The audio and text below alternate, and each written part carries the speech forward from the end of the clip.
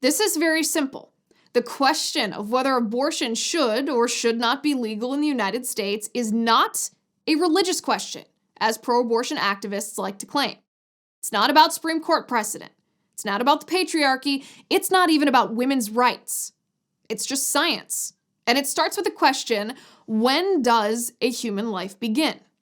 Now, there used to be a difference of opinion about when a human life begins, but now, thanks to medical advances, science tells us that life begins at the moment of conception, when a sperm fuses with an egg, creating a new, unique human life.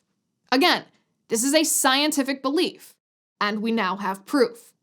A PhD student at the University of Chicago named Steve Jacobs wrote his doctoral dissertation on questions about abortion and what changes people's minds on the topic. Jacobs' scientific survey was 2 parts. First, 2,899 American adults were surveyed. 81% said biologists were the most qualified to answer the question of when a human's life begins. Because that's the heart of the matter, right? When does life begin?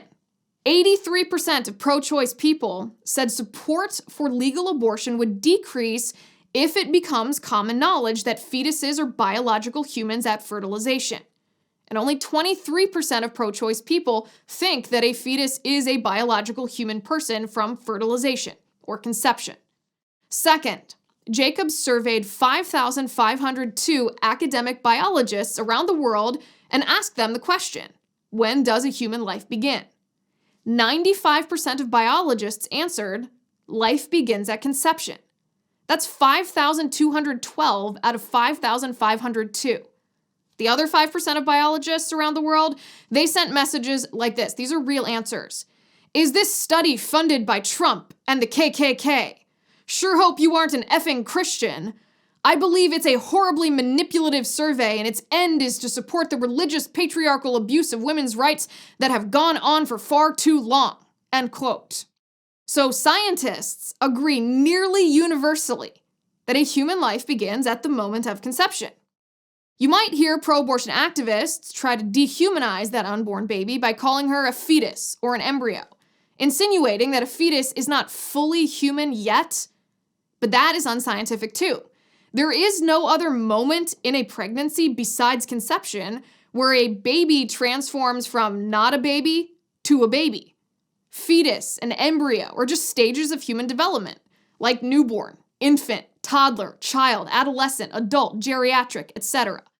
These are all stages of development of a human life. The different names for each stage do not mean that any stage is less human. Now you might be thinking, wait a second. There is another moment during pregnancy when a not baby becomes a baby. Viability. But that is also unscientific. Viability is our human endeavor. Viability changes based on our medical advances or our medical limitations. So just 30 years ago, for example, doctors told us it was simply not possible for a baby to be viable before 24 weeks gestation. Yet within the last 2 years, a baby born at 21 weeks gestation survived because of our medical advancements. We know things now that we didn't know then.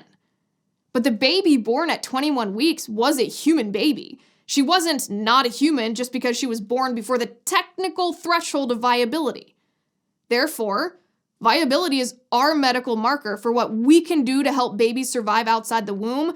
Viability does not determine the humanity of the child. So if scientifically speaking, life begins at conception, then what right do we have to end that life? We don't. Just like I have no right to arbitrarily end your life and you have no right to arbitrarily end mine. If we make exceptions, allowing certain people in certain locations or of certain ages or certain levels of dependency to be killed, where does that end? What's the limiting principle? Can we abort elderly people who depend on us for care? Can we end the life of a 2-month-old who entirely relies on our bodies for life? Can we eliminate people with disabilities or inconvenient people or unplanned people or unwanted people? Of course not. We have no right to end another person's life, and science shows us that life begins at conception, so we have no right to end the life of an unborn human person.